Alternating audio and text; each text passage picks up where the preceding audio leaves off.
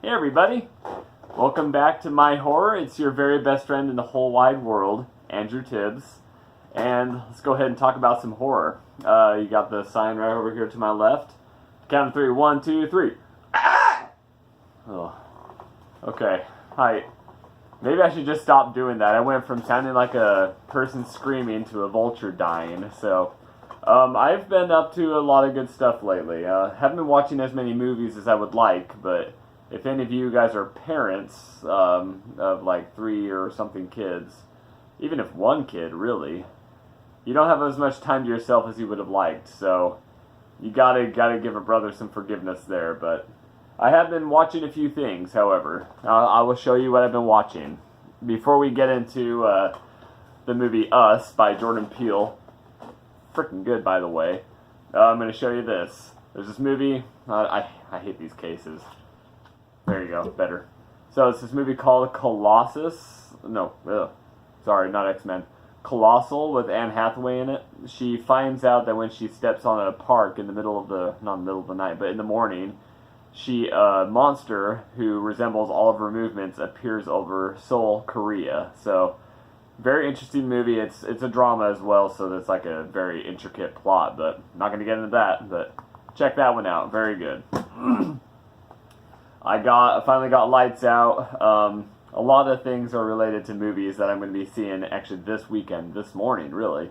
I'm taking my son to go see Shazam, and I found out Shazam was directed by horror director David Sandberg, who I think premiered with Lights Out, which was based off of a short that he made.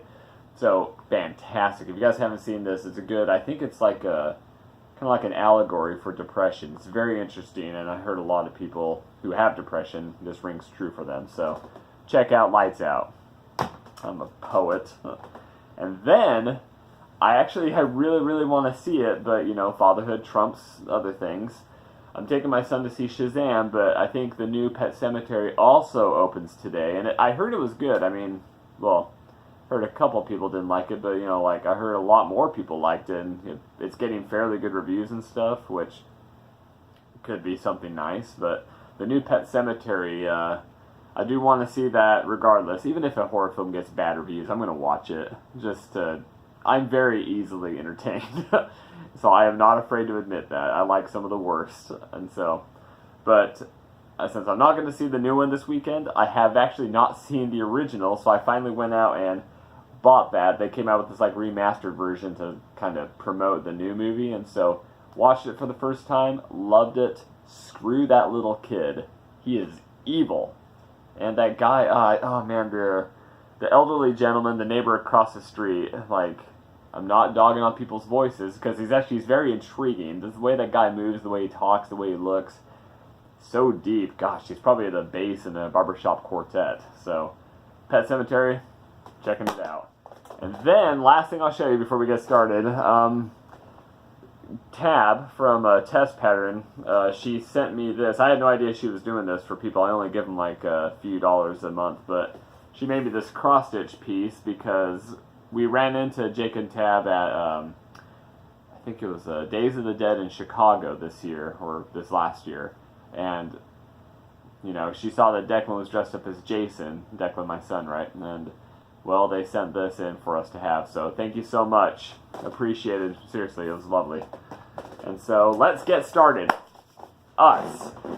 I don't know if any of you guys have seen Get Out, but it's a very, very famous movie by comedian Jordan Peele. If you guys know, Key and Peele, this guy's a comedian, so when I found out he was doing horror films, I knew they were fans of horror films because they've done sketches about, like, Gremlins 2 on the Key and Peele show, but I didn't know he was so into horror films, and so it kind of makes me love the guy even more. Like, I just want to have a conversation with him. But he made Get Out, and it was awesome. It tackled subjects that I think a lot of people were afraid to talk about, but it tackled it in such a way, and with a genre that allows you to tackle, taboo topics. Not taboo topics, but stuff that you wouldn't necessarily always bring up in a conversation. So, very good movie. And he followed that up with a movie that I was nervous was going to suck because I've seen people be one-trick ponies before. Oh man, Us was amazing, guys. Like, I went in there, of course, and it's not like bad at all. You know, I walked in there, I was definitely the whitest man in that whole theater. It doesn't matter. It's fine. It's just something I noticed that was funny. But holy crap, this movie's amazing. It stars Academy Award winner Lupita Nyong'o. I think that's how you say her name again. Sorry, guys. But she was from 12 Years a Slave, and she won her Oscar from there. And so when she started this, I'm like, oh great, she's getting more work, you know. And man, it was trippy. Let's go ahead and start with a little bit of the story. Like I said, it stars Lupita Nyong'o. Stars other good people too, but I forgot what their names are. The one guy was from Black Panther. But it talks about a family who moves to their summer home in Santa Cruz, California. And when they get there, they are visited by doppelgangers in the middle of the night. It's like a home invasion movie. And these people start attacking them. And they're led by Lupita's doppelganger, the evil lady named Red. And conveniently enough, they're all dressed up in red. They all have like one glove, which I think is supposed to be an homage to Michael Jackson. And their weapons, curious, are all scissors. And I'll talk about that in just a second. But a little bit of a backstory to this whole family. So Lupita, the main character, she had lived in Santa Cruz when she was a child, and she had a very traumatic experience. Sorry, let me fix the camera a little bit. She had a very traumatic experience. She was at Santa Cruz Beach Boardwalk, and she ended up veering off, getting away from her family, and walking into a hall of mirrors. And when she gets into that hall of mirrors, creepy already. I don't know if you guys have ever been into a hall of mirrors before, but screw that. Like, I'm not scared of mirrors. That makes me scared of mirrors. I'm afraid one of me is going to turn around, look, and smile maliciously, which, to my unfortunate part with a horror film, she is walking in this hall of mirrors, and she sees herself, you know, another young version of herself, but she's looking at her back.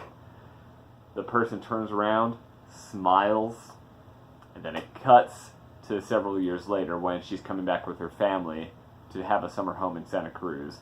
Clearly must have been the husband's idea, because I can't see why she would want to return to the place that really scared the crap out of her. But she did. And so when she comes back, you know, she starts to, you know, understandably, PTSD, like, see all these weird events start happening. She starts having flashbacks of when she was a kid and how she was creeped out by that entire experience.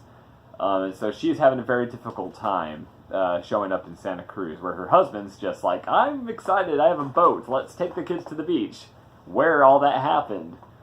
And so, and in the middle of the night, you know, they start getting attacked by their doppelgangers. And it's not only so much that it's just their family that has doppelgangers coming after them, but everyone has a doppelganger coming after them. And so I don't want to really dive into the ending a whole lot, because it has a twist at this end. It's not like a Shyamalan-style twist, but I'm telling you, some people called it at the very beginning, but like when that ending came, I was like, it blew. It took me by surprise. I'm not afraid to admit, but I'm not good at guessing endings.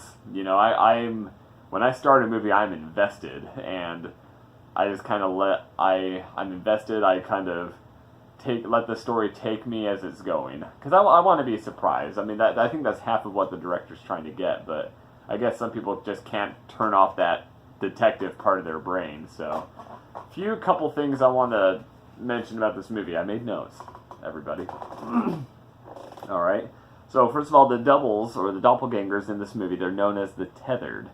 Okay? And you find out in the movie that, I'm going to probably get this wrong, but I tried to research it. Everything is symbolic. You're going to watch this movie, and every single thing that you see, all the way down from like the scissors, the clothes, everything has symbolism. You know, it's a very, you know, this guy, Jordan Peele, has done his research. But the people are known as the tethered, and it seems that like they're the shadow to the counterparts of everyone living in the, you know, the real world. So like underground. So when she goes into this hall of mirrors, apparently it's like a portal or a passageway to this underground world where if there's someone who, like me, I'm up here in the real world, right? And as I'm talking to you guys and moving my hands, there's a tethered person down in the underworld, who's doing the very same thing, but they're just mimicking movements. They're not, everything, it seems nonsensical, kind of like the actions you would see someone do at like an institution or a, I don't want to say the loony, the loony bin, but like the loony bin. I mean, I just watched Strange Brew, so you have to forgive me, but so that I thought that was really interesting, and I because it was so symbolic, I wanted to research some of the different symbolisms that Jordan Peele's trying to do.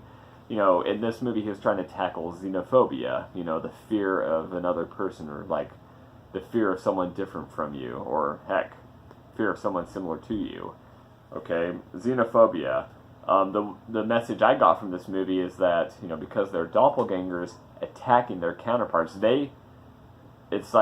we are our own worst enemy, and they're attacking their counterparts in the film because they're jealous that the real people like myself living in this upper world are getting all the stuff like vacations, money, happiness, living a life.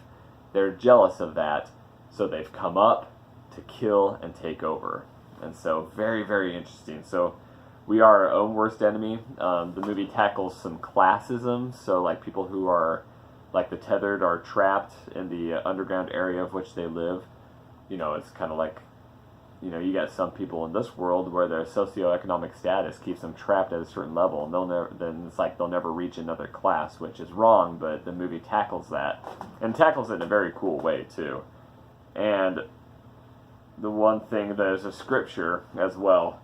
It's mentioned in the movie quite a lot, actually, and it has this one homeless guy who wears a jacket, and he has it inscripted on the back. But now, I'm Mormon, so I always have my scriptures with me at some point. I don't read during the movies, though.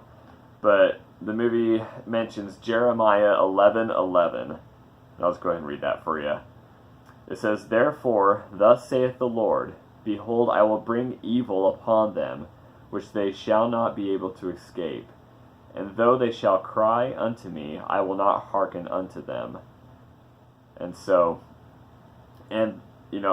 when I watched the movie, obviously I wasn't going to whip out my scriptures on my phone in the middle of the theater because I'll get a bunch of people wanting to kill me.